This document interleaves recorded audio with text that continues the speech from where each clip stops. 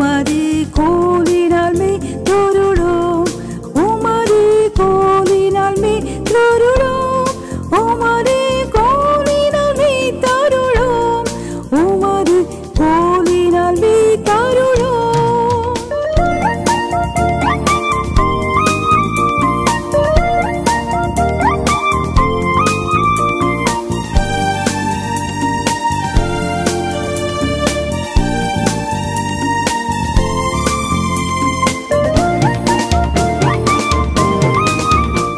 வேத சபையின் அடையாளங்கள்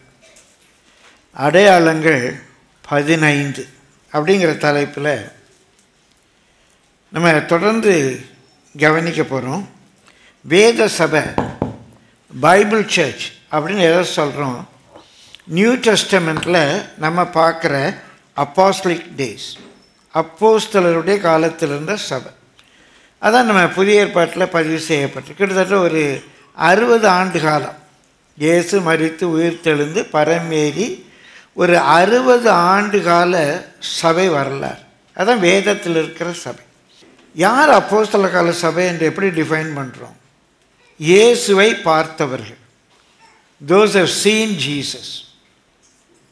இயேசுவை பார்த்தவர்களை பார்த்தவர்கள், those have seen Jesus and seen them who have seen Jesus. இப்போ பவுல் இயேசுவை பார்க்கல, ஆனால் இயேசுவை பார்த்த பேதுரு யோவான் அவர்களை பார்த்திருக்கிறார். லூக்கா இயேசுவை பார்த்திருக்க மாட்டார். இயேசுவை பார்த்தவர்களை பார்த்தவர். இதான் முதல் அந்த 62 கால வரலாறு. பிரியமானவர்களே, அன்றைக்கு இருந்த சபையினுடைய அடையாளம் என்ன? இப்போ 2000 வருஷம் ஆயிடுச்சு. ஒரு பரிணாம வளர்ச்சி இருக்கு, சில மாற்றங்கள் இருக்கு. ஆனால் அன்றைக்கு எது சபை என்று அறியப்பட்டதோ அந்த அடையாளங்கள் இன்றைக்கு இருக்குதா இல்லையா அப்படிங்கிறத கொஞ்சம் பார்க்குறோம். அதற்கு முன்பாக அந்த சபை எது அப்படிங்கிறத ஒரு முக்கியமான ஒரு வேத பகுதியை வைத்து நான் உங்களுக்கு சுட்டி காட்ட விரும்புகிறேன். அந்த ஒரு பகுதியினுடைய விளக்கமே இன்றைக்கு உங்களை ஒரு பைபிள் காலேஜில் கூட நம்ம கற்றுக்கொள்ள முடியாததை கற்றுக்கொள்ளலாம் என்று கூட நான் வாஞ்சிக்கிறேன். ரொம்ப அருமையான ஒரு வேத பகுதி எடுத்து வச்சுக்கோங்க. எபேசியர் 2ஆம் அதிகாரம், எஃபீசியன்ஸ் சாப்டர் 2, ரொம்ப ரொம்ப முக்கியமான பகுதி. ஃப்ரம் வேர்ஸ் 13 to 22, 13ஆம் வசனத்திலிருந்து 22ஆம் வசனம் மட்டுமாக, இப்போ 10 verses, 10 வசனங்களை நம்ம படிக்கிறோம். முன்னே தூரமாயிருந்த நீங்கள், முன்னே தூரமாயிருந்த நீங்கள். எபேசு என்று சொல்லுவது பிரியமானவர்கள் அன்றைக்கு இருந்த ஆசியா மைனர், இன்றைக்கு துருக்கி, அந்த பகுதியினுடைய ஒரு தலைநகர். அவங்கெல்லாம் பிற இனத்தைச் சேர்ந்த யூதர்கள் அல்ல. முன்னே தூரமாக இருந்த நீங்கள் என்றால் ஜென்டைல்ஸை குறிக்கும். நம்மெல்லாம் யூதர்கள் கிடையாது, பிற இனத்தைச் சேர்ந்தவர்.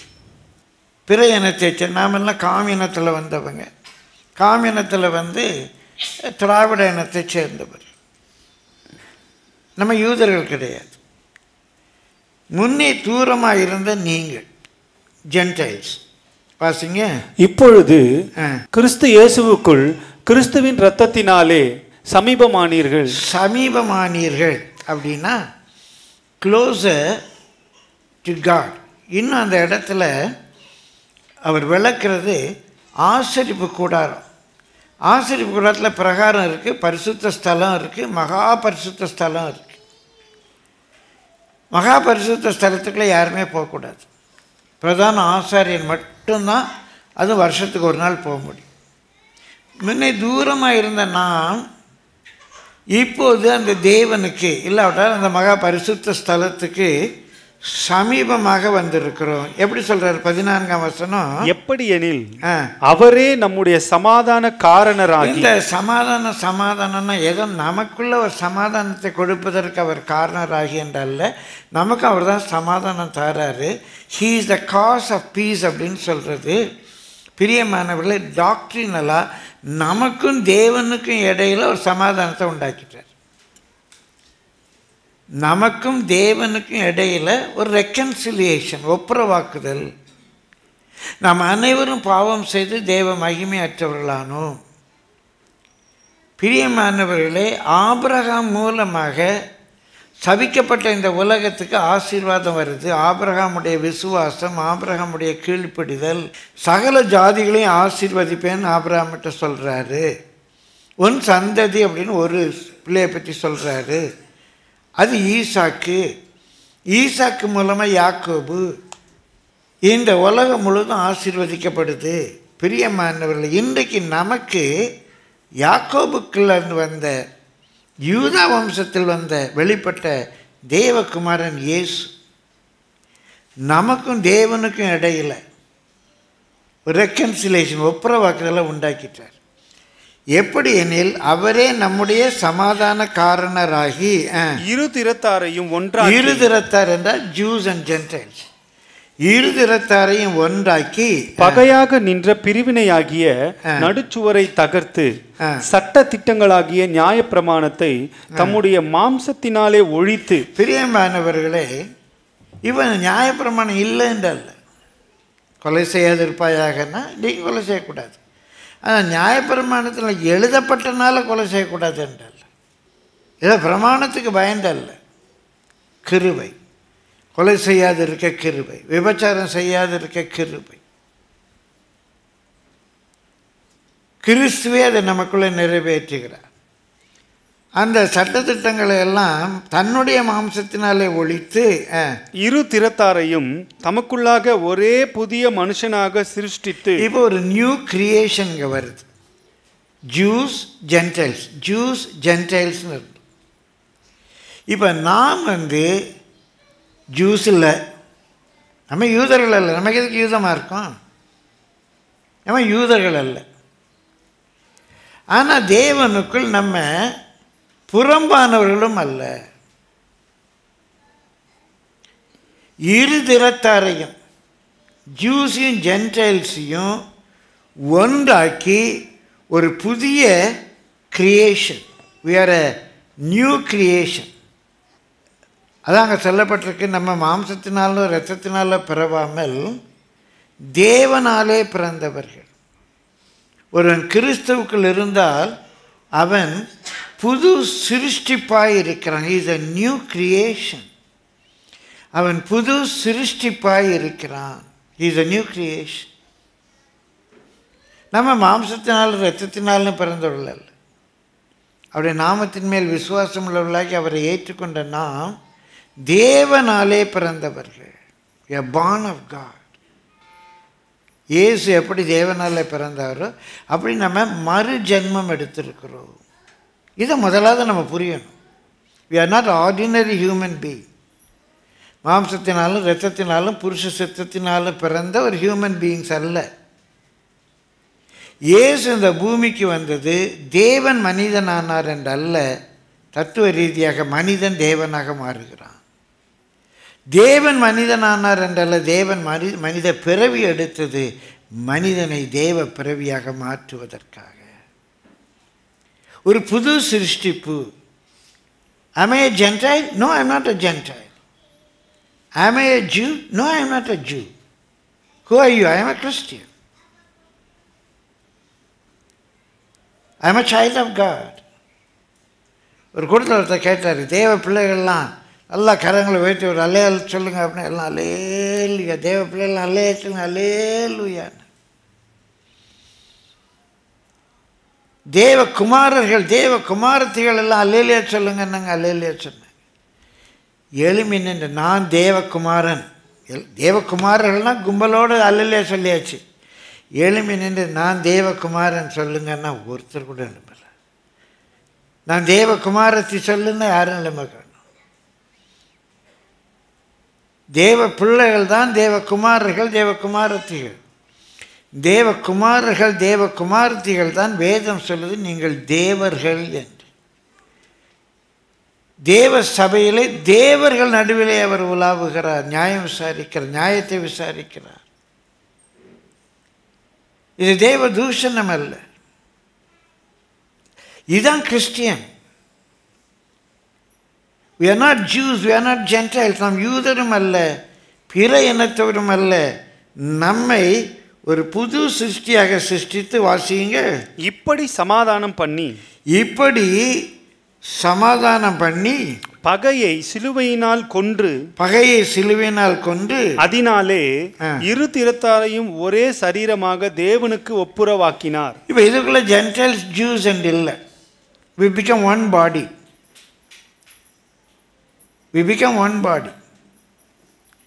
இரு திறத்தாரையும் ஒரே சரீரமாக தேவனுக்கு ஒப்புரவா, அதான் ரெக்கன்சிலியேஷன். இப்போ எந்த பலி அன்னைக்கு ஒப்புரவாக்குறது என்ன செய்தாங்க? பாவ மன்னிப்புக்கு என்ன செய்தாங்க? பலி செலுத்தினாங்க. இயேசு பலியானபடினால அந்த பலியினால நம்ம தேவனோடு கூட ரெக்கன்சைல்ட் ஆகிட்டா தான் சர்ச். வாசிங்க 17ஆம் வசனம். அல்லாமலும் அவர் வந்து தூரமாயிருந்த உங்களுக்கு அந்த ஆசரிப்பு கூடாரத்துக்கு நம்ம பிரகாரத்துக்குள்ளே போக முடியாது. அன்றைக்குள்ள பிரமாணத்தில் அந்த பிரமாணத்தை தான் அவர் எடுத்துட்டார். அன்றைக்குள்ள பிரமாணத்தின்படி யூதர் அல்லாதவர்கள் பிரகாரத்துக்குள்ளே போக முடியாது. தூரமாயிருந்த உங்களையும் சமீபமாயிருந்த அவர்களுக்கும் அவங்க பிரகாரம் வரைக்கும் போகலாம். ஆனால் அவங்களும் எல்லாரும் பரிசுத்த ஸ்தலத்துக்குள்ளே போக முடியாது. ஆசாரியர்கள் மாத்திரம்தான் பரிசுத்த ஸ்தலத்துக்குள்ளே போகலாம். மகா பரிசுத்த ஸ்தலத்துக்குள்ளே யாரும் போக முடியாது. பிரதான ஆசாரியம் அதுவும் வருஷத்துக்கு ஒரு முறை தான் போகலாம். அப்போ யாருமே தேவனை கிட்டி சேர முடியாது.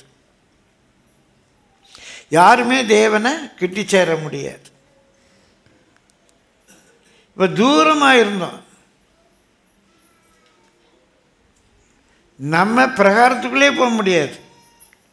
அவன் பிரகாரத்துக்குள்ளே போகலாம், ஆனால் மகா பரிசுத்த ஸ்தலத்துக்குள்ளே போக முடியாது. அதான் அருமையான ஒரு பாட்டு பாடுவாங்க. இந்த மகா பரிசுத்த ஸ்தலத்துக்குள்ளே என்னையும் அழைத்து சொல்லுமே. ஒரு வழி திறந்துட்டார். இயேசு சிலுவையில் மரிக்கும்போது என்ன நடந்தது? அந்த மகா பரிசுத்த ஸ்தலத்துக்குள்ளே போகக்கூடிய அந்த அதை அடைக்கிற திரைக்கீழே தான் மேலேருந்து கீழே ரெண்டாக கிழிஞ்சிச்சு. கிழிஞ்சால் எப்படி கிழியும்? கீழேருந்து மேலே தான் கிழியணும். ஆனால் தேவனுடைய செயல் மேலேருந்து கீழே ரெண்டாக கிழிஞ்சிச்சு. புதிதும் ஜீவன் உள்ள ஒரு வழியை உண்டாக்கியிருக்கார். இப்போ நம்ம உள்ளே போகலாம். நம்ம தூரமாக இருந்தோம், அவங்க சமீபமாக இருந்தாங்க. ஆனால் ரெண்டு பேருமே உள்ளே போக முடியாது. இன்றைக்கி அந்த மகா பரிசுத்த ஸ்தலத்துக்குள்ளே போகக்கூடிய பாக்கியத்தை அவர் தந்திருக்கிறார். தூரமாக இருந்த உங்களுக்கும் சமீபமாக இருந்த அவர்களுக்கும் சமாதானத்தை அறிவித்தார். சண்டை இல்லாத சமாதானம் என்றல்ல, தேவனுக்கும் நமக்கு ரெக்கன்சிலேஷன். யூதர்களும் அந்த தேவனோட ரெக்கன்சைல், நாமும் அந்த தேவனோடு இப்போ ரெக்கன்சைல். அந்த இயேசு கிறிஸ்துவனுடைய பலி எல்லாரும் அந்த மகா பரிசுத்த ஸ்தலத்துக்குள்ளே போவதற்கு அவரே அதற்கு வழியும் சத்தியமும் ஜீவனுமாக இருக்கிறார். அதை அவர் உண்டாக்கியிருக்காரு. அந்தபடியே நாம் இருதிறத்தாரும் ஒரே ஆவியினாலே பிதாவினிடத்தில் சேரும் ஸ்லாக்கியத்தை அந்த மகா பரிசுத்த ஸ்தலத்துக்குள்ளே போகிற ஸ்லாக்கியத்தை நம்ம எல்லாருக்கும் ஒரே ஆவி. பவுலுக்கு கிடைச்ச ஆவி தான் பேதுருக்கு, பேதுருக்கு கிடைச்ச ஆவி தான் கொர்நேலியுக்கு, கொர்நேலிக்கு கிடைச்ச ஆவி தான் லூக்காவுக்கு. அந்த பவுலுக்கும் பேதுருக்கும் கொர்நேலிக்கும் லூக்காவுக்கும் கிடைச்ச ஆவி தான் ராபர்ட்டுக்கு. அந்த ஆவி தான் உங்களுக்கு. ஒரே ஆவியினாலே பிரியமானவர்களே அந்த மகா பரிசுத்த ஸ்தலத்துக்குள்ளே போகிற ஸ்லாக்கியத்தை இயேசு மூலமாக நான் பெற்றிருக்கிறோம். ஆகையால் அப்படி இருக்கிறபடியால் நீங்கள் இனி அந்நியரும் பரதேசிகளுமாயிராமல், நீங்கள் அந்நியரும் இந்த பரதேசிகள் என்று சொன்னது சொஜானஸ். சொஜானஸ்னால் இந்த ஊரில் உள்ள யாத்திரிகள். இந்த ஊருக்கு ஏதோ வேலை விஷயமாக வந்து பாருங்க, இங்கே பெர்மனன்ட் சிட்டிசன்ஷிப் கிடையாது. அதான் சொஜானஸ்.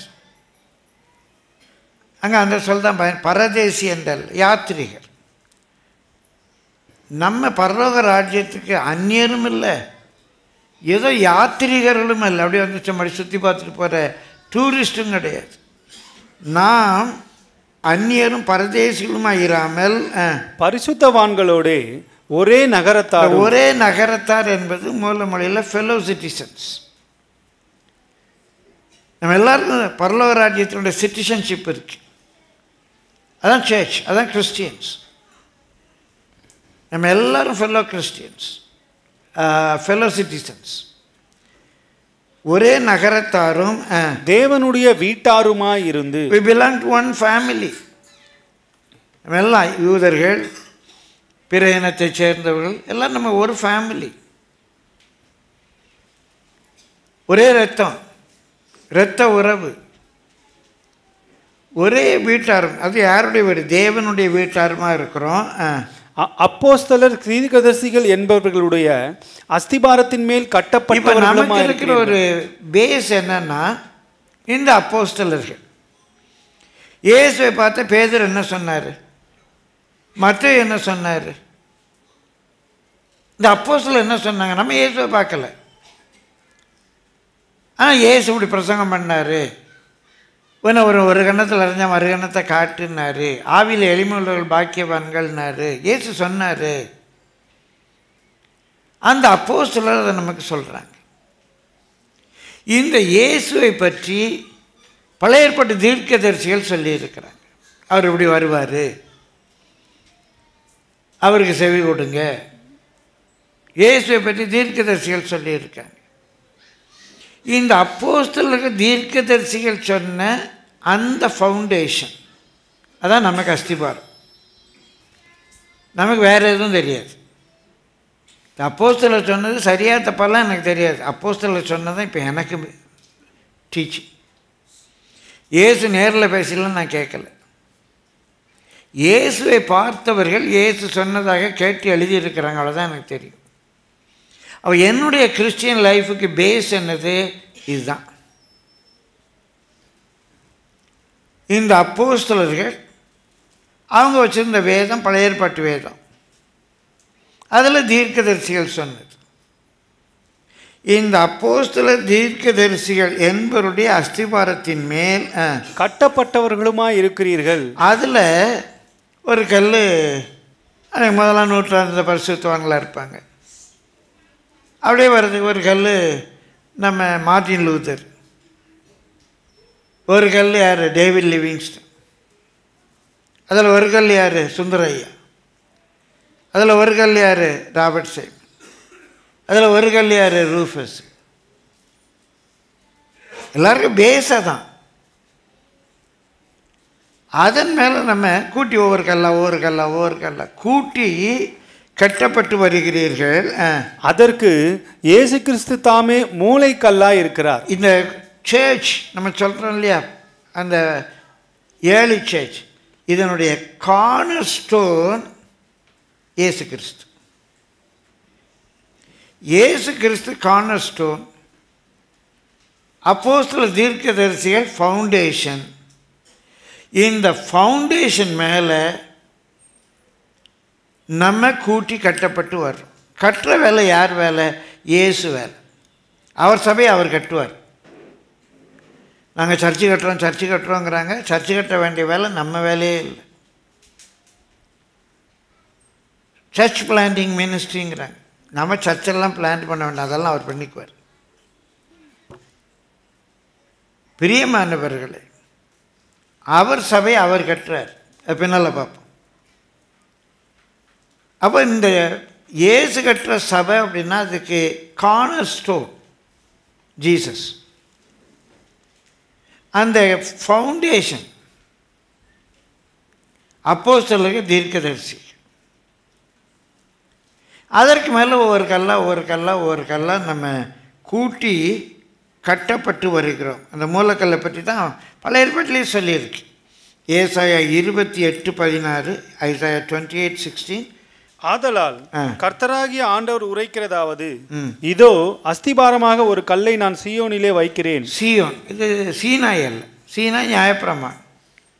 சீயோன் சபைக்கு அடையாளமாக இருக்கு. சீயோனிலே வைக்கிறேன், அது பரீட்சிக்கப்பட்டதும் விலையேற பெற்றதும் திட அஸ்திபாரம் உள்ளதுமான மூளைக்கல்லா இருக்கும். விசுவாசிக்கிறவன் பதறான். அதான் மூளைக்கல், இயேசு தான். அதுல இருந்து ஃபுல் சர்ச்சை ஆர்ஜின் ஆகுது. பிரியமானவர்களே, எபேசியர் 2:21 வருவோம். அவர் மேல் மாளிகை முழுவதும் இசைவாய் இணைக்கப்பட்டு கர்த்தருக்குள் பரிசுத்த ஆலயமாக எழும்புகிறது. இதுதான் நியூ டெஸ்டமென்ட் சர்ச். கர்த்தருக்குள் பரிசுத்த ஆலயமாக எழும்புகிறது. அவர் மேல் நீங்களும் ஆவியினாலே தேவனுடைய வாசஸ்தலமாக கூட்டி கட்டப்பட்டு வருகிறீர்கள். நாம் அவர் மேல தேவனுடைய ஆலயமாக வாசஸ்தலமாக கூட்டி கட்டப்பட்டு வருகிறோம். பிரியமானவர்களே, அதை தான் நம்ம வாசிக்கிறோம். 1 பேதுரு 2ஆம் அதிகாரம் 4-5 வசனம் வாசிங்க. மனுஷரால் தள்ளப்பட்டதாயினும் தேவனால் தெரிந்து கொள்ளப்பட்டதும் விலையேற பெற்றதுமா இருக்கிற ஜீவனுள்ள கல்லாகிய அவரிடத்தில் சேர்ந்தவர்களாக. நல்ல கவனிங்க, அவர் லிவிங் ஸ்டோன், அதான் மூளைக்கல். அந்த மூளைக்கல்லோடு ஒட்டிட்டு இருக்கிற ஒவ்வொரு கல் அவரிடத்தில் சேர்ந்தவர்களாகிய நீங்களும் ஜீவனுள்ள கற்களை போல ஆவிக்கேற்ற மாளிகையாகவும். தமிழில் ஜீவனுள்ள கற்களை போலன்னு இருக்கு, ஆங்கிலத்தில் போல என்றல்ல, ஆஸ். ஜீவனுள்ள கற்களாக. நம்ம எல்லாரும் மண்ணாங்கட்டி. இந்த மண்ணாங்கட்டி அந்த ஜீவனுள்ள கல்லோடு சேர்ந்த உடனே மண்ணாங்கட்டியும் ஜீவனுள்ள கல்லாக மாறிடுச்சு. அவரோடு சேர்ந்த பேதுரு யோவான் ஜீவனுள்ள கல்லாக மாறிட்டாங்க. இந்த பேதுரு யோவானோடு சேர்ந்த லூக்கா பவுல் ஜீவனுள்ள கல்லாக மாறிட்டாங்க. அவங்க மேலே வந்த ஐரேனியஸ் போன்றவங்க, 1ஆம் நூற்றாண்டு பரிசுத்தவான்கள், ஜஸ்டின் எல்லாம் ஜீவனுள்ள கல்லாக மாறுறாங்க. அவங்களோட சேர்ந்த பரிசுத்தவான்கள் எல்லாம் ஜீவனுள்ள கற்களாக மாறுறாங்க. நாமும் ஜீவனுள்ள கற்களாக மாறி இயேசு கிறிஸ்து மூலமாய் தேவனுக்கு பிரியமான ஆவிக்கேற்ற பலிகளை செலுத்தும்படிக்கு பரிசுத்த ஆசாரிய கூட்டமாகவும் கட்டப்பட்டு வருகிறீர்கள். நம்ம எல்லாரும் பரிசுத்த ஆசாரிய கூட்டமாக கட்டப்பட்டு வருகிறோம். கர்த்தருடைய பரிசுத்த நாமத்துக்கு மகிமை உண்டாவதாக. பிரியமானவர்களே, அந்த புதிய எருசலேம் அப்படியே வானத்திலிருந்து இறங்குது. அதை பார்க்கும்போது பளிங்கின் ஒளியில் உள்ள பிரகாசமான கற்களாக இருக்குது. அந்த கற்களுக்கு எங்கேருந்து அந்த ஒளி? அந்த கல் யார்? ராபர்ட் சைமன் தானே. அந்த பளிங்கின் ஒளியில் உள்ள பிரகாசமான அந்த கல் யார்? ஒனேஸ் தானே. எப்படி இந்த மண்ணாங்கட்டிக்கு அந்த லைட் வந்தது? ஜீவனுள்ள கல்லாகி அந்த லிவிங் ஸ்டோனோடு கூட சேர்ந்த மண்ணாங்கட்டி ராபர்ட் சைமன் ஜீவனுள்ள கல்லாக மாறுறான். அதான் அந்த எருசலேம், புதிய எருசலேம், தேவனுடைய மகிமை அடைந்த எருசலேமாக பார்க்குறோம். எப்படி இது ஆரம்பிக்க பாருங்க.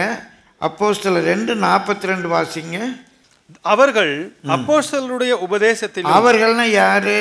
பேதுருவனுடைய வார்த்தையை சந்தோஷமாக ஏற்றுக்கொண்டு ஞான ஸ்நானம் பெற்றவர்கள். அதெல்லாம் அதிகமாக யூதர்கள் தான். ஆனால் பேதுருவனுடைய வார்த்தையை சந்தோஷமாக ஏற்றுக்கொண்டு ஞான ஸ்நானம் பெற்றவர்கள் அவர்கள் அப்போஸ்தல உபதேசத்திலும் அந்யோன்யத்திலும் அப்பம் பிட்குதலிலும் ஜெபம் பண்ணுதலிலும் உறுதியாய் தரித்திருந்தார்கள். இதான் முதல் சர்ச் ஃபார்ம் ஆயிருக்கு. யார் முதல் சர்ச்சு? அப்போஸ்தலருடைய உபதேசத்தை ஏற்றுக்கொண்டவர்கள். அப்போஸ்தலருடைய உபதேசத்தை ஏற்றுக்கொண்டவர்கள், இதுதான் சர்ச். இப்போ இந்த சர்ச்சுக்கு என்னென்ன அடையாளங்கள் இருந்துச்சு அப்படிங்கிறத நம்ம பார்க்க போகிறோம். வாசிக்கிறோம். எரேமியா 6:16 வாசிங்க. வழிகளிலே நின்று. இப்போ கொஞ்சம் நில்லுங்க. அநேக ஆண்டுகளுக்கு முன்பாக பாஸ்டர் சாம்சன் ரயா ஒரு பிரசங்கம் பண்ணார். Stop, listen, proceed. முன்பெல்லாம் இந்த ரோடு ஜங்ஷனில் இந்த போர்டு வச்சுருப்பாங்க. நில், கவனி, புறப்படு. நில், கவனி, புறப்படு. ஸ்டாப், லிசன் அண்ட் ப்ரொசீட் அப்படின்னு ஒரு மெசேஜ் பேசினேன். அது நினைவுச்சு. இப்போ இந்த வசனத்தில் கொஞ்சம் நில், கொஞ்சம் நில்லு, நீ போகிற வழியில் கொஞ்சம் நில்லு. ஏதோ கோயிலுக்கு வந்து போயிட்டுருக்குறோம், கிறிஸ்தவங்கள் ஆகிட்டோம், நான் போகிற பாதை சரிதானா? இந்த வழி சரியான வழியை நம்மளை பரலோகத்தில் கொண்டு சேர்க்குமா? எல்லா வழியும் பரலோகத்துக்கு போகுமா? கொஞ்சம் நெல்லு, கொஞ்சம் நெல்லு. வழிகளிலே நின்று பூர்வ பாதைகள் எவை என்று கேட்டு. பூர்வ பாதை எது? பூர்வ பாதை எது? பாதை என்ற தமிழ் சொல் மிக அருமையான தமிழ் சொல். பாதை என்ற சொல் பாதம் பட்டு வருவது. அந்த பாதையில் நடந்து நடந்து அந்த பாதம் ஒருவர் போய் அவங்க பின்னால் ஒருவர் போய் அவங்க பின்னால் ஒருவர் போய் அவங்க பின்னால் ஒருவர் போய் பாதம் பட்டு பட்டு பட்டு உருவாவதற்கு பேர் பாதை. பூர்வ பாதை, அப்போஸ்தலர்கள் நடந்த பாதை, பரிசுத்தவான்கள் நடந்த பாதை. பூர்வ பாதை எது என்று கேட்டு விசாரித்து இப்போ அதான் செய்ய போகிறோம். அப்போஸ்தலர்கள் நடந்த பாதை எது? அப்போஸ்தலர்கள் எதை சபைன்னு காட்டினாங்க. இந்த 2000 ஆண்டுகளாக பல மாற்றங்கள் வந்துடுச்சு.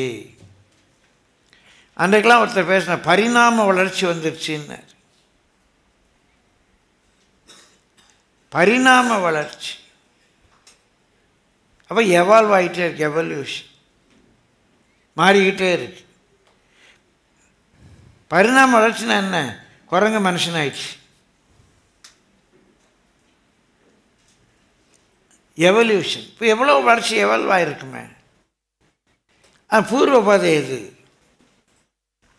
கொஞ்சம் கேட்டு விசாரிங்க. அது விசாரிக்க தான் வந்திருக்கும். அப்போஸ்தலர்கள் இந்த பாதை எது? அப்புறம் மார்ட்டின் லூத்தர் என்ன பண்ணார்? மிஷனரி சபைகள் என்ன பண்ணிச்சு? அவங்க வந்த பாதை என்ன? பெந்தகோஸ்து எப்படி வந்தது? இன்றைக்கு இருக்கிற கோஸ்ட் எப்படி இருக்குது? அந்த பூர்வ பாதையில் தான் போயிட்டுருக்கோமா? இதில் போனால் நம்ம பரலோகம் போய் சேருவோமா? கொஞ்சம் கேட்டு விசாரிக்கிறோம். எல்லாரும் வசனம் தான் சொல்கிறாங்க. நான் அடிக்கடி சொல்லியிருக்கேன், context and pretext. Is it a contextual or pretextual?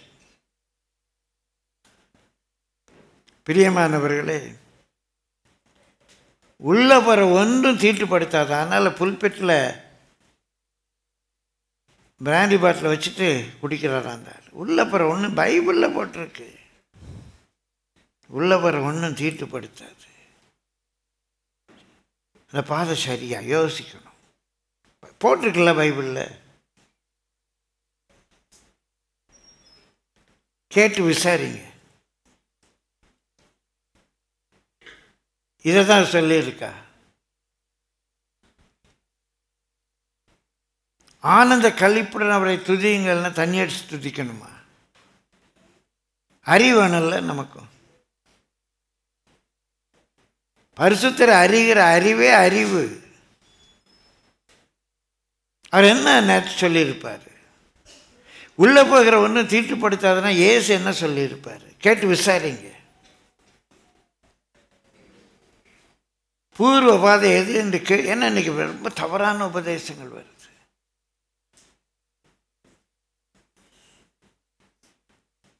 பிரியமானவர்களே, கேட்டு விசாரித்து நல்ல வழி எங்கே என்று பார்த்து அதில் நடவுங்கள். இல்லைன்னா நம்ம வழியை மிஸ் பண்ணிடும். கர்த்தருடைய பரிசுத்த நாமத்துக்கு மகிமை. அப்போ தான் நம்முடைய ஆத்மாவுக்கு இளைப்பாறுதல் கிடைக்கும். வாசிங்க.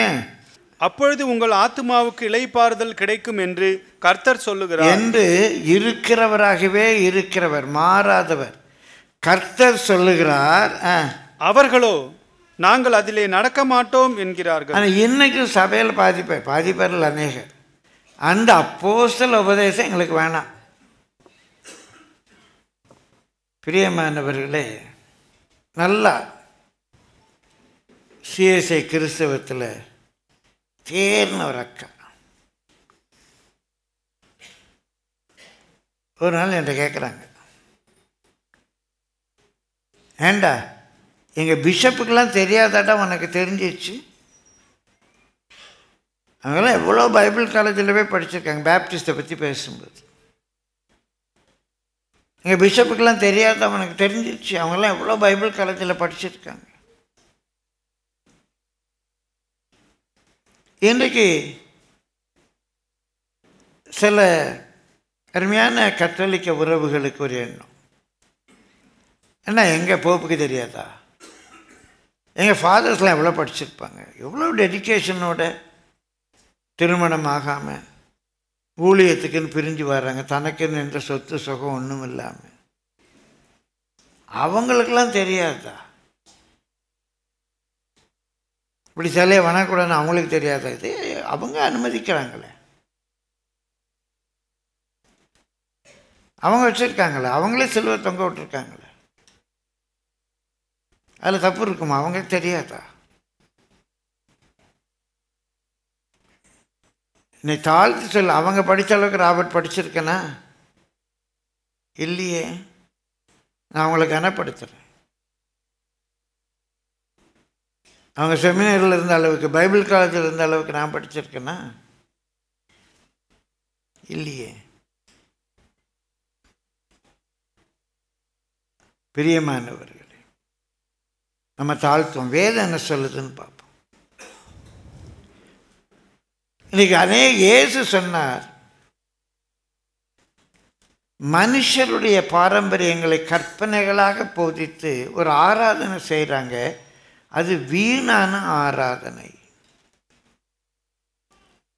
வீணான ஆராதனை, மனுஷருடைய கற்பனைகள்.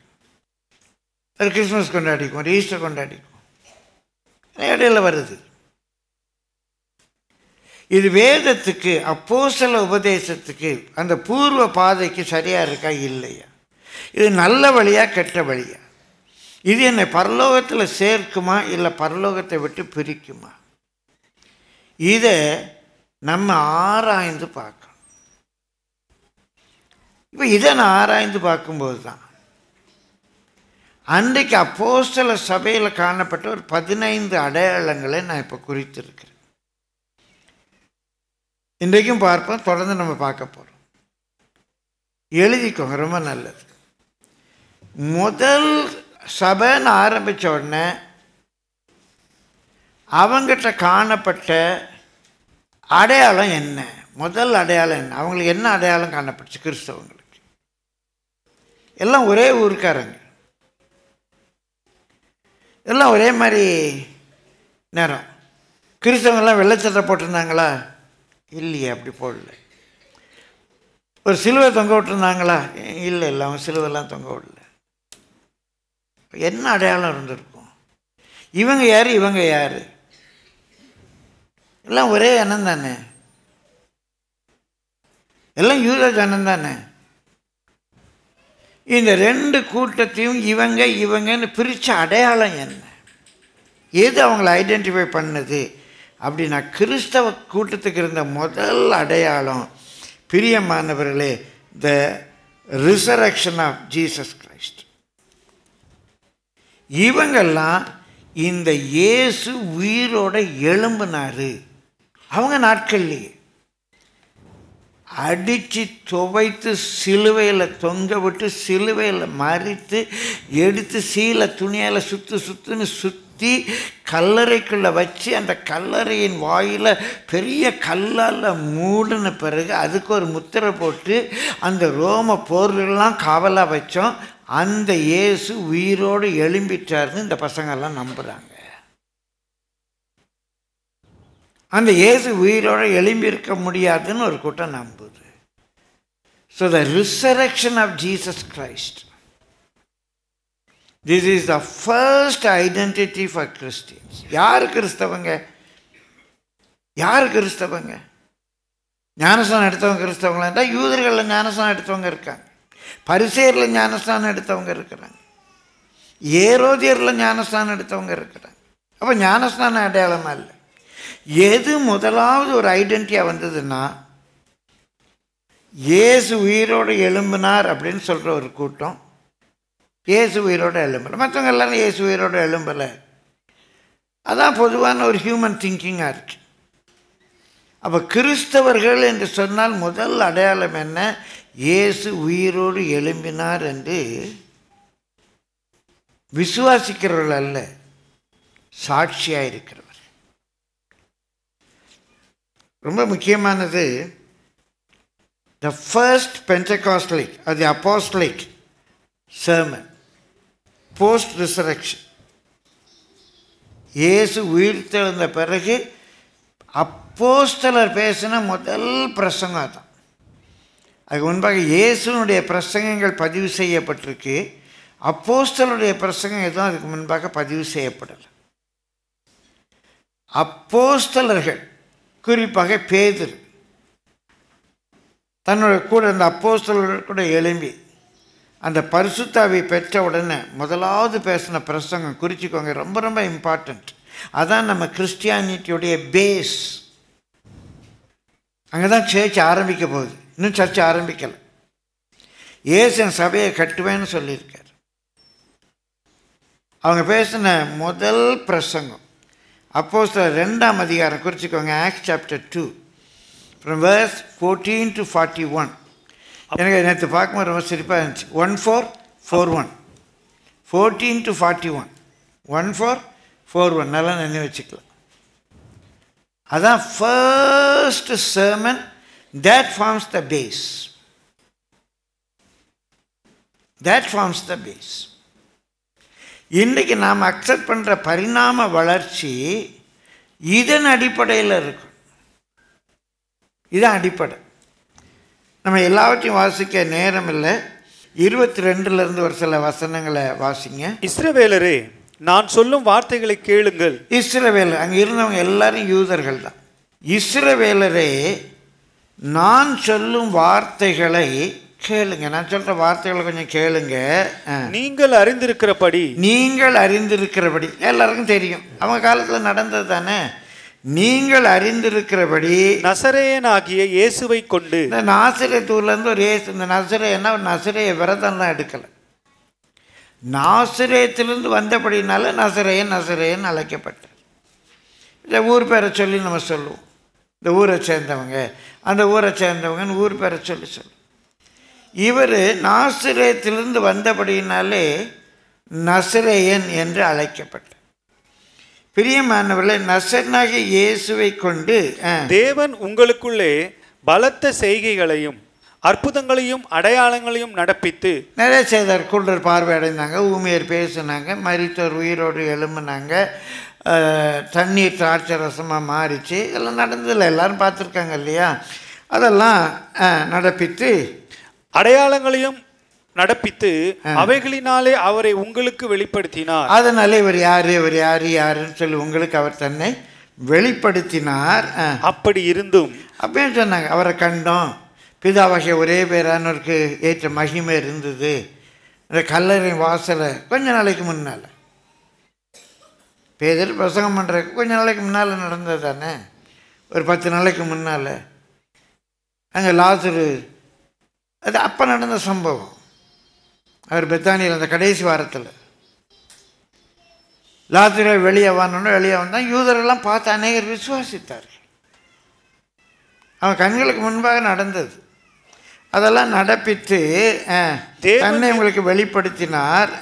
அப்படி இருந்தும் தேவன் நிர்ணயித்திருந்த ஆலோசனையின் படியேயும் முன் அறிவின் படியேயும் ஒப்பு கொடுக்கப்பட்ட அந்த இயேசுவை நீங்கள் பிடித்து அக்கிரமக்காரருடைய கைகளினாலே சிலுவையில் ஆணியடித்து கொலை செய்தீர்கள். அந்த இயேசு நீங்க பார்த்தீங்க. கடைசியா அந்த லாசரு உயிரோடு வரதை நீங்க பார்த்தீங்க. இங்கே பெத்தானியாவில் தான் நடந்துச்சு, பக்கத்து ஊர் தானே எருசலேமுக்கு. நடந்து ஒரு வாரம் கூட ஆகலையே. அந்த இயேசுவை நீங்கள் சிலுவையில் அறையும்படிக்கு, அது புறஜாதியை கொண்டு, யூத இனத்தை அல்லாதவர்களை கொண்டு சிலுவையில் அறையும்படிக்கு நீங்கள், அது தேவனுடைய முன்னறிவு. இப்படி மேய்ப்பனை வெட்டுவேன்னு இருக்கு. பிரியமானவர்கள், இப்படி அவர் கைகள்லையும் கால்கள்லையும் ஆணி அடிப்பாங்கன்னு இருக்கு. அவரோட தாளந்தில் கை வச்சவன், அவரோட சாப்பிட்டவன் அவருக்கு விரோதமாக குதிங்கால உயர்த்துவான்னு இருக்கு. எல்லாம் இருக்கு. முன்னறிவின்படியே நீங்கள் அவரை ஒப்பு கொடுத்து அக்கிரமக்காரருடைய கைகளினாலே சிலுவையில் ஆணி அடித்து கொலை செய்தீர்கள். தேவன் அவருடைய மரண உபாதிகளின் கட்டை அவிழ்த்து அவரை எழுப்பினார். அவர் மரணத்தினால் கட்டப்பட்ட அவரை தேவன் எழுப்பினதாங்க பிரசங்கம், முதல் பிரசங்கம். இப்போ இயேசு மரித்து உயிர் தெழுந்து ஒரு 50 நாள் ஆகுது. இயேசு மரித்து உயிர் தெழுந்து ஒரு 50 நாள் ஆகுது. 1 மாதம். தைரியமாக சொல்கிறார், தேவன் அவரை எழுப்பினார். தேவன் அவருடைய மரண உபாதிகளின் கட்டை அவிழ்த்து அவரை எழுப்பினார். அவர் மரணத்தினால் கட்டப்படக்கூடாது இருந்தது. அவர் மரணத்தினால் கட்டப்படக்கூடாது இருந்தது. மரணம் அவரை கட்டி வைக்க முடியலை. ஆகையினால் நீங்கள் சிலுவையில் அறைந்த இந்த இயேசுவையே தேவன் ஆண்டவரும் கிறிஸ்துவும் ஆக்கினார் என்று இஸ்ரவேல் குடும்பத்தார் யாவரும் நிச்சயமாய் அறிய கடவுள். டவுட்டே இல்லப்பா, இஸ்ரவேல் குடும்பத்துக்கு தான் பேசுகிறேன். இப்போ யூதர்கள் மட்டும்தான் இருக்கிறாங்க, பிற நமக்கெல்லாம் யாரும் அங்கே இல்லை. இந்த இயேசுவை தேவன் எழுப்பினார், நிச்சயமாக இதை அறிஞ்சுக்கோங்க. இதில் டவுட்டே கிடையாது. நிச்சயமாய் அறிய கடவீர்கள். இதை அவர்கள் கேட்ட பொழுது இருதயத்திலே குத்தப்பட்டவர்களாகி பேதுருவையும் மற்ற அப்போஸ்தலரையும் பார்த்து, சகோதரரே, நாங்கள் என்ன செய்ய வேண்டும் என்றார்கள். அவங்க எல்லாம் ஞானஸ்நானம் எடுக்கிறாங்க, மாறுபாடான சந்தேகத்தை விட்டு விலகிறாங்க. பின்னால் அதை நம்ம அடுத்த குறிப்பில் பார்ப்போம். அவங்க எல்லாம் ஒன்றா கூடுறாங்க. இதாங்க சபை ஆரம்பிச்சது. அந்த இயேசுவை தேவன் உயிரோடு எழுப்பினார். அதை கேட்கும்போது அப்படியே நம்புறாங்க. நம்பி ஒரு கூட்டம் வருது. அப்போ அந்த முதல் மெசேஜ், அவங்களுடைய பேஸே என்ன? யார் கிறிஸ்தவங்க? பிரியமானவர்களே, சிலுவையில் அறையப்பட்டு, கைகால்கள் ஆணி அடிக்கப்பட்டு, சிலுவையில் அறையப்பட்டு, கொல்லப்பட்டு, அடக்கம் பண்ணப்பட்ட இயேசுவை தேவன் உயிரோடு எழுப்பினார். அந்த இயேசு உயிரோடு இருக்காரு. இதை நம்புறதான் கிறிஸ்தவங்க, வேறு ஒன்றுமே இல்லை. கிறிஸ்தவத்தின் அடிப்படை Jesus is alive, he died, buried, rose again from the dead. பிரியமானவர்கள், அவங்க பிரசங்கெல்லாம் அதான். 3ஆம் அதிகாரம் 26ஆம் வசனம் வாசிங்க. அடுத்த அதிகாரத்திலேயே 3:26. அவர் உங்கள் எல்லாரையும் உங்கள் பொல்லாங்குகளிலிருந்து விலக்கி உங்களை ஆசீர்வதிக்கும்படி தேவன் தம்முடைய பிள்ளையாகிய இயேசுவை எழுப்பி, அங்கேயும் அது யூதர்கள் தான் இருக்கிறாங்க. அவர் சொல்றாரு, உங்களை ஆசீர்வதிக்கும்படி அவர் இயேசுவை எழுப்பி முதலாவது உங்களிடத்திற்கே அவரை அனுப்பினார் என்றான். இயேசுவை எழுப்பி உங்களை ஆசீர்வதிக்கும்படி உங்களிடத்துக்கே அவரை அனுப்பினார். தேவன் அவரை எழுப்பினார். அவங்க பிரசங்கம் முழுசாதாங்க. தேர் குடிக்காத, பீடி குடிக்காத, அதெல்லாம் பிரசங்கம் இல்லை. முதல்ல அந்த இவங்க யாரு? இயேசு உயிரோடு எழும்பிட்டார் நம்புகிற ஒரு கூட்டம். இயேசு உயிரோடு எழும்பிட்டார் நம்புகிற ஒரு கூட்டம். அதுக்கு நாங்கள் தான் சாட்சி. இயேசு உயிரோடு எழும்பினதுக்கு நாங்கள் தான் சாட்சி அப்படின்னு சொல்கிற கூட்டம். கிறிஸ்தவனுடைய அடித்தளமே அதாங்க. Jesus is alive. பிரியமான அடுத்த அதிகாரம் 4ஆம் அதிகாரத்தில் அவங்க பிரசங்கத்தை வாசிங்க. 4:10 வாசிங்க. இப்போ இது பிரியமானவர்களே பெந்தெகோஸ்தே நாளில் பேசுனாங்க. அப்புறம் அந்த சப்பானி உயிரோடு எழும்புன அந்த மீட்டிங்கில் அதான் பேசுகிறாங்க. இப்போ அங்கே அவங்க பிரதான ஆசிரியர் மற்றும் அவங்கள விசாரிக்க நிறுத்தியிருக்காங்க. அவங்க மத்தியிலையும் என்ன பேசுகிறாங்க பாருங்க. 4:10. உங்களால் சிலுவையில் அறையப்பட்டவரும் தேவனால் மரித்தோரிலிருந்து எழுப்பப்பட்டவருமாய் இருக்கிற நீங்கள் அந்த ஏதோ ஒரு இயேசு இல்லை, நீங்கள் சிலுவையில் அறையப்பட்டு அடக்கம் பண்ணப்பட்டு அந்த இயேசுவை தேவனால் மரித்தோரிலிருந்து எழுப்பப்பட்டவருமாய் இருக்கிற நசரேயனாகிய இயேசுவின் நாமத்தினாலே சொல்லி சொல்றாங்க. நசரனாகிய இயேசு கிறிஸ்துவின் நாமத்தினாலேயே இவன் உங்களுக்கு முன்பாக சொஸ்தமாய் நிற்கிறான் என்று உங்கள் எல்லோருக்கும், இஸ்ரவேல் ஜனங்கள் எல்லோருக்கும் தெரிந்திருக்க கடவது. இதை தாங்க அவங்க திரும்ப திரும்ப திரும்ப பேசுறாங்க. நீங்க சிலுவையில் இருந்து இயேசுவை தேவன் எழுப்பிட்டாரு, இன்னைக்கு அவர் உயிரோடு இருக்காரு. அந்த இயேசுவை தேவன் எழுப்பிட்டாரு, அந்த இயேசுவை தேவன் எழுப்பிட்டாரு. இதுதான் அவங்களுடைய பிரசங்கம். மீண்டும் மீண்டுமாக அதே பிரசங்கிக்கிறாங்க. கர்த்தருடைய பரிசுத்த நாமத்துக்கு மகிமை உண்டாவதாக. இப்போ 10ஆம் அதிகாரத்துக்கு வரோம். கொர்நேலி வீட்டில், கொர்நேலி ஒரு ரோமன் ஆஃபீஸர். இப்போ யூதர்கள்ட்ட அதை பேசுனாங்க. சரி, கொர்நேலி ஒரு பிற இனத்தை சேர்ந்தவர். அந்த கொர்நேலி வீட்டில் கூட பேதுரு பேசும்போது என்ன பேசுகிறார் பாசிங்க. 10ஆம் அதிகாரம் 39ஆம் வசனம். யூதருடைய தேசத்திலும் எருசலேமிலும் அவர் செய்தவைகள் எல்லாவற்றிற்கும் நாங்கள் சாட்சிகளாயிருக்கிறோம். அவர் செய்த எல்லாம் என்னென்ன பெரிய பெரிய அற்புதங்கள்லாம் செய்தார், அதுக்கெல்லாம் நாங்கள் சாட்சிகளாக இருக்கிறோம். அவரை மரத்திலே தூக்கி கொலை செய்தார்கள். இவ்வளவு நன்மை செய்கிறா சுற்றி தெரிந்தார், மரித்தோர் உயிரோடு எழுப்பினார், குஷ்டரோகியை சுஸ்தமாக்கினார், எல்லாம் பண்ணாருங்க. அவரை மரத்தில் தூக்கி கொலை செய்தார்கள். 3ஆம் நாளிலே தேவன் அவரை எழுப்பி 3ஆம் நாளிலே தேவன் அவரை எழுப்பி பிரத்யட்சமாய் காணும்படி செய்தார். பிரத்யட்சமாக எல்லாரும் பார்க்கும்படி. இது மறைவாக நடக்கல. ஒரே சமயத்தில் 500 பேருக்கு அதிகமாக வந்து பார்த்தாங்க. கலிலேயாவில் அவரை பார்த்துருக்காங்க, எருசலேமில் அவரை பார்த்துருக்காங்க, திபேரியா கடற்கரையில் அவரை பார்த்துருக்குறாங்க, எம்மாவுக்கு போகிற சீசர்கள் பார்த்துருக்குறாங்க. பிரத்யட்சமாக தான், இது ஒன்றும் ரகசியம் இல்லை. எனக்கு சொப்பனத்தில் வந்தார் என்றால், எங்கள் வீட்டில் வந்து எட்டி பார்த்துட்டு போயிட்டார் என்றால். மகதலேனா மரியாள் பார்த்தா, அந்த எருசலேம் ஸ்திரீகள் பார்த்தாங்க, அந்த பூட்டின வீட்டுக்குள்ளே 2 தடவை வந்தார், பேதுருக்கு ஒரு தடவை வழியில் காணப்பட்டார், பிரத்யட்சமாக பார்த்து இருந்தார். இதை கொர்நேலியு ரோமன் ஆஃபீஸர்கிட்ட போய் சொல்கிறார். அப்போ இவங்க பிரசங்கம் எல்லாம் மீண்டும் மீண்டும் மீண்டுமாக இயேசு மரித்து உயிர்த்தெழுந்தார், இயேசு மரித்து உயிர்த்தெழுந்தார், இயேசு மரித்து உயிர்த்தெழுந்தார். அதுக்கு நாங்கள் சாட்சி. ரொம்ப அருமையான. இப்போ பவுல் இதை பார்க்கவே இல்லை. பவுலும் தொடர்ந்து அதே தான் பேசுகிறார்.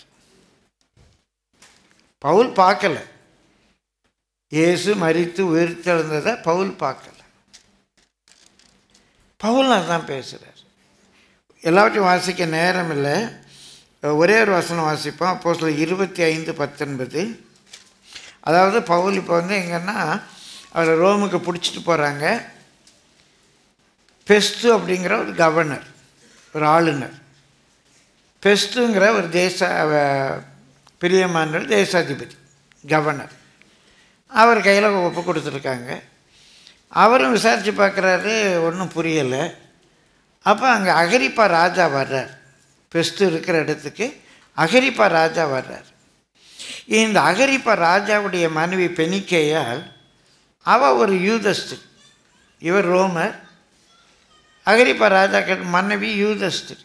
அதனால் இந்த அகிரிப்பா ராஜாவுக்கு கொஞ்சம் இந்த யூதருடைய பழக்க வழக்கங்கள்லாம் தெரியும். பெஸ்து தேசாதிபதி அகிரிப்பா ராஜாட்ட தலைப்பா, ராஜாவே, இந்த மாதிரி உங்கள் ஆள் ஒருத்தன் வந்திருக்கான், அவன் சாவுக்கு ஏதுவான ஒன்றும் செய்யலை, அவனை உனக்கு முன்பாக கொண்டு வரேன், நீ கொஞ்சம் விசாரித்து பாருங்க அப்படின்னு சொல்கிறான். அது என்ன சொல்கிறான் பாருங்க. அந்த பெஸ்ட்டுங்கிற ஒரு அந்நியன், ஒரு ரோம அதிகாரி, ஒரு கவர்னர், இந்த பவுலை பற்றி என்ன சொல்கிறாரு, அது ரொம்ப முக்கியமானது. 25:19 வாசியுங்கள். தங்களுடைய மார்க்கத்தை குறித்தும் மரித்து போன இயேசு என்னும்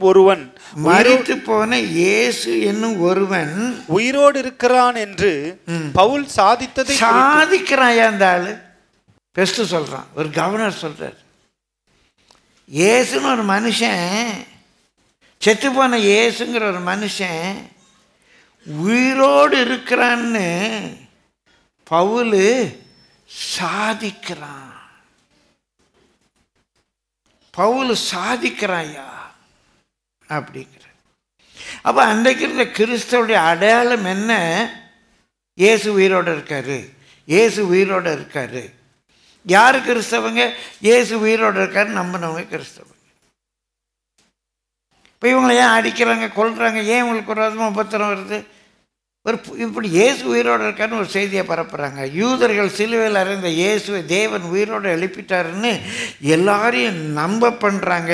அப்போ அன்றைக்கு கிறிஸ்தவத்தினுடைய ஒரு அடையாளமே, பிரியமானவர்களே, இயேசு உயிரோடு இருக்கிறார், அதுக்கு நாங்கள் சாட்சி. ரொம்ப முக்கியமான ஒரு காரியத்துக்குள்ளே வருது. இன்றைக்கு எப்படி நான் ரிலேட் பண்ணுறேன், 2 விதமாக அதை நீங்கள் ரிலேட் பண்ணுங்க. இயேசு உயிரோடு இருக்கிறார் அப்படிங்கிறதுக்கு யார் யாரெல்லாம் நான் சாட்சி அப்படின்னு சொல்ல முடியுமோ அவங்கெல்லாம் கிறிஸ்தவர்கள். உலகத்தார் சொல்கிறாங்க இயேசு உயிரோடு எழும்பினாருங்கிறது உங்கள் நம்பிக்கை. இல்லையா, இயேசு உயிரோடு இருக்கார், நான் சாட்சி, அதை நான் ப்ரூவ் பண்ணணும்.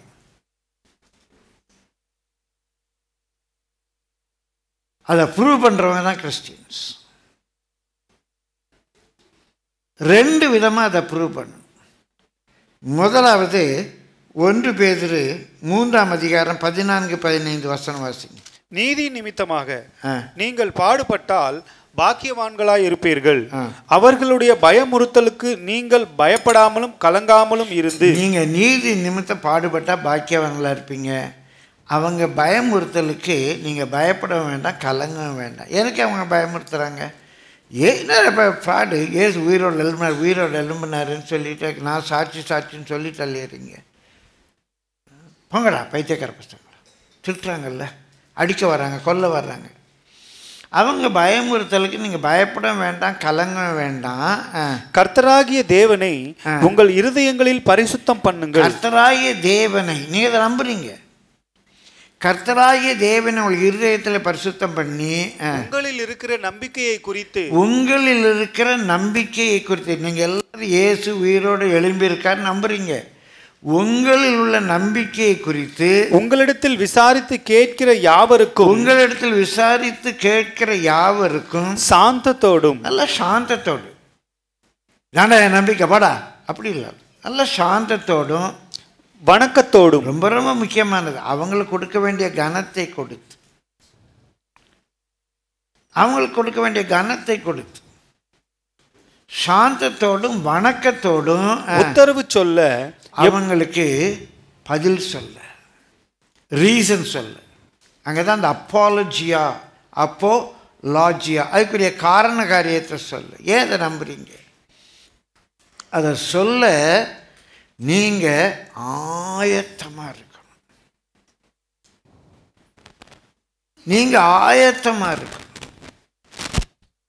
We must be able to give a reason why I believe this. என் நம்பிக்கையை குறித்து விசாரிக்கிறாங்க. அவங்களுக்கு நான் பதில் சொல்ல ஆயத்தமாக இருக்கணும். கர்த்தருடைய கிருபையை கேளுங்க, அறிவை உணர்த்தும் வரத்தை கேளுங்க, அந்த வரத்தினால் நிரப்பப்படுங்க. உங்கள் நம்பிக்கையை குறித்து விசாரித்து கேட்ப இடத்துல பதில் சொல்ல ஆயத்தமாயிருங்க. Be ready. ஒரு நாள் நல்லா படித்தவர் என்கிட்ட பேச ஆரம்பித்தார். இயேசு அவருங்க கிறிஸ்தவ பின்னணி தான். இயேசு உயிரோடு எழும்பினாருங்கிறது நம்ம நம்பிக்கை. நான் சொன்னேன் இயேசு உயிரோடு எழும்பலையான்னு. இல்லை அது எப்படி எழும்பியிருப்பார், அது நம்ம நம்பிக்கை அப்படின்னு. நான் சொன்னேன் இயேசு உயிரோடு எழும்பலைன்னு நீங்கள் நம்புறீங்களான்னு. இப்படி பார்த்தார். இயேசு உயிரோடு எழும்பலைங்கிறது உங்கள் நம்பிக்கை, இயேசு உயிரோடு எழும்பினார் என்பது என்னுடைய நம்பிக்கை. உங்கள் நம்பிக்கை என்ன? இயேசு உயிரோடு எழும்பலை. என் நம்பிக்கை என்ன? இயேசு உயிரோடு எழும்பினார். இந்த 2 நம்பிக்கையில் ஒரு நம்பிக்கை அறிவு சார்ந்த நம்பிக்கையாக இருக்குமானால் அதற்கு எதிர்மாறாக இருக்கிற நம்பிக்கை மூட நம்பிக்கையாக இருக்க வேண்டும். அதான் பகுத்தறிவு, அதான் logic.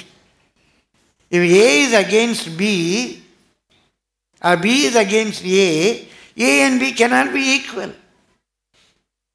If A is right, B is wrong. If B is right, A is wrong. Or both A and B may be wrong, C may be correct. ஏயும் பியும் ஒன்றுக்கொன்று முரணாக இருக்குமானால் ஏ சரி என்றால் பி தப்பு, பி சரி என்றால் ஏ தப்பு. ஏயும் பியுமே தப்பு என்றால் சி என்ற ஒரு மாற்று கருத்து இருக்கலாமே ஒழிய ஒரு காலம் ஏயும் பியும் சரியாக இருக்க முடியாது. ஏன்னா 2 ஒன்றுக்கொன்று முரண்பட்டிருக்கு. நான் இயேசு உயிரோடு எழும்பினார் என்று நம்புகிறேன், நீங்கள் இயேசு உயிரோடு எழும்பவில்லை என்று நம்புகிறீர்கள். ஒரு நம்பிக்கை அறிவு சார்ந்த நம்பிக்கையானால் அடுத்த நம்பிக்கை மூட நம்பிக்கையாக இருக்க வேண்டும். ரொம்ப எளிமையானது. நான் சொன்னேன் இயேசு உயிரோட எழும்பலைங்கிறத ப்ரூவ் பண்ணுங்க. இயேசு உயிரோட எழும்பலை அப்படிங்கிறத ப்ரூவ் பண்ணுங்க. எழும்பலை அது எப்படி ப்ரூவ் பண்ண முடியும்?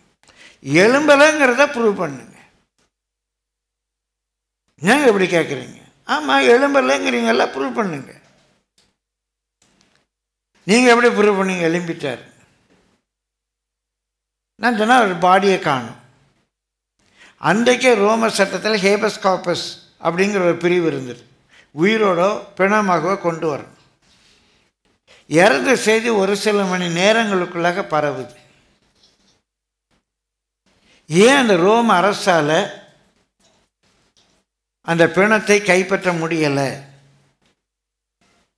ஏன் அந்த ரோம அரசால் அந்த பிணத்தை கைப்பற்ற முடியலை? ரோம சீல் போட்டிருக்கு. ரோம போர்கள் காத்துட்டு இருக்கிறாங்க. அப்படிப்பட்ட ஒரு ரோம பட்டாளம் அதை காவல் காத்து கொண்டிருக்கும் போது, முத்திரை போடப்பட்டிருக்கும் போது, அந்த கல்லை புரட்ட வேண்டும் என்றால் எத்தனை அந்த ஏழை மீன் பிடிக்கிறவங்க வந்திருக்கணும்? எவ்வளோ பேர் கூட்டமாக வந்திருக்கணும்? ஒருத்தர் 2 பேரால் அந்த கல்லை புரட்ட முடியுமா? முடியாது.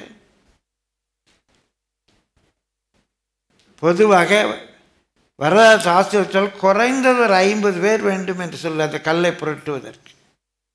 இந்த கல் இப்படி ஸ்லாண்டாக இருக்கும், அதை நிறுத்த முடியாது.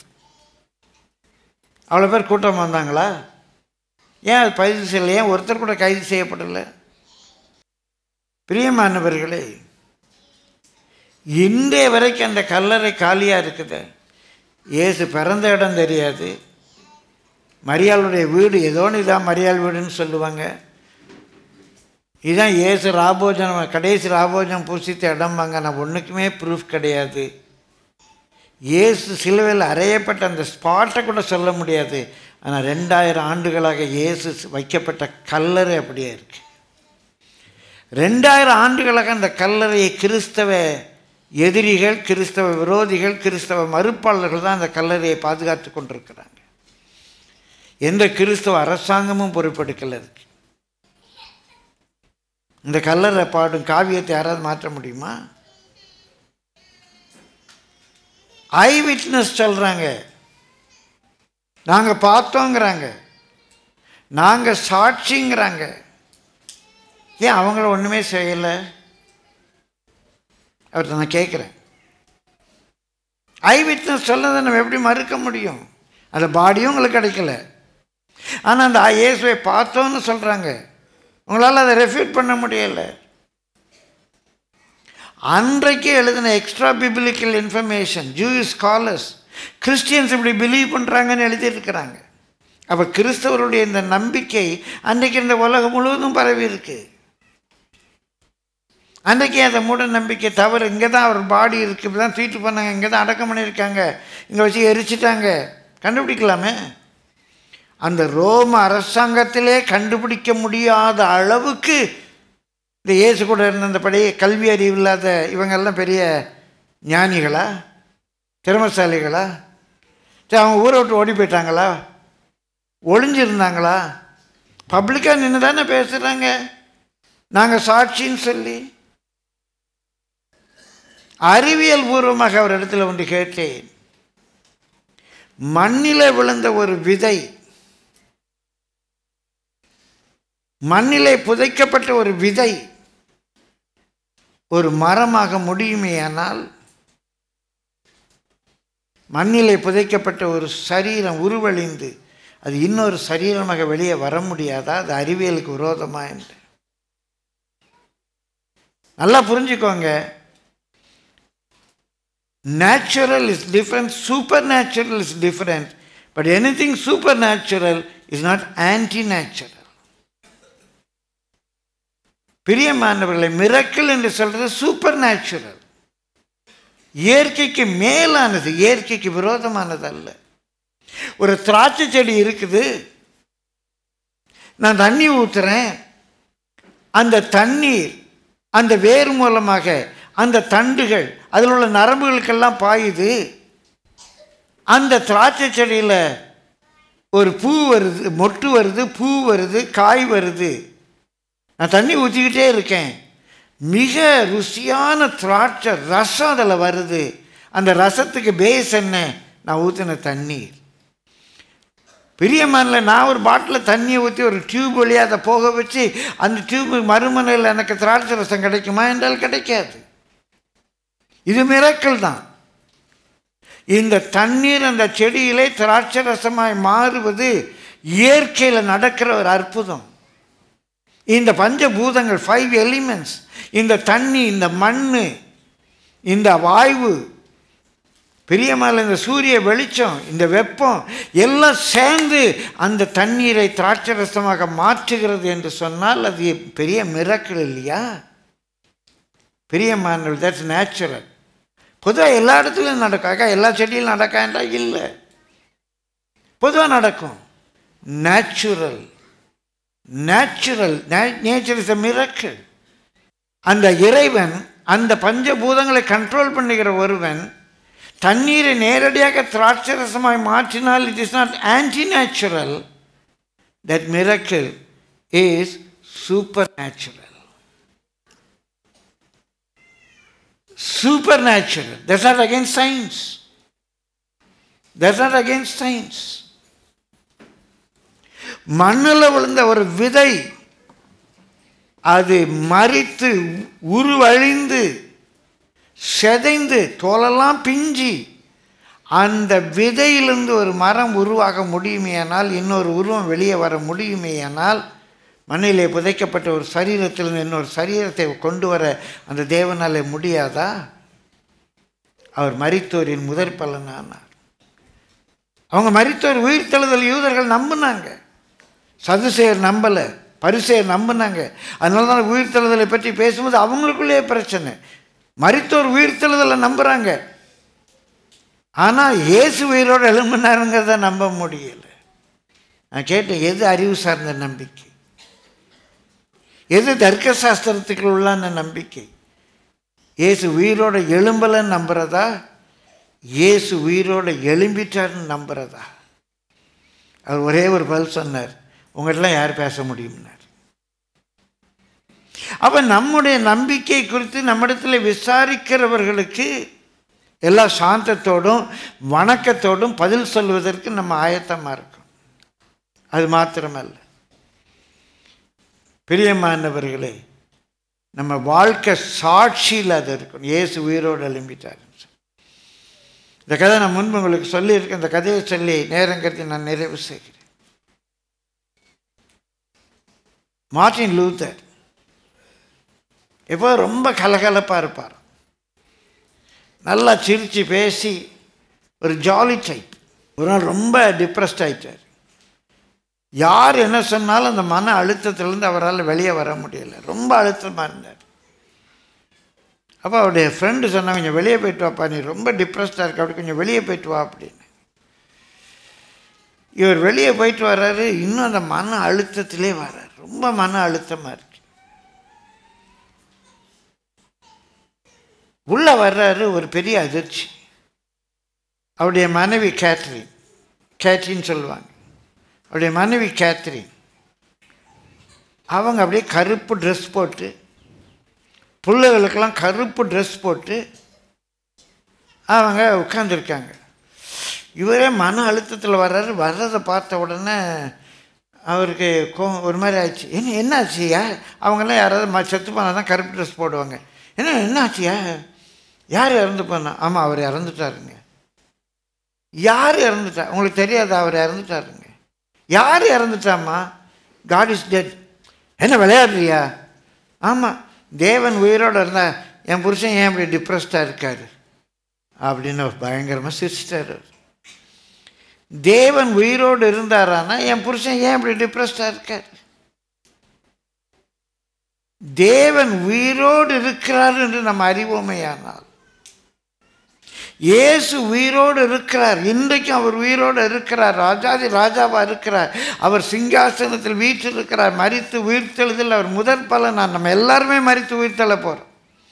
நம்ம ஜென்ம சரீரம் அடக்கம் பண்ணப்பட்டு ஆவிக்குரிய சரீரத்தோடு நம்ம எழும்ப போகிறோம்.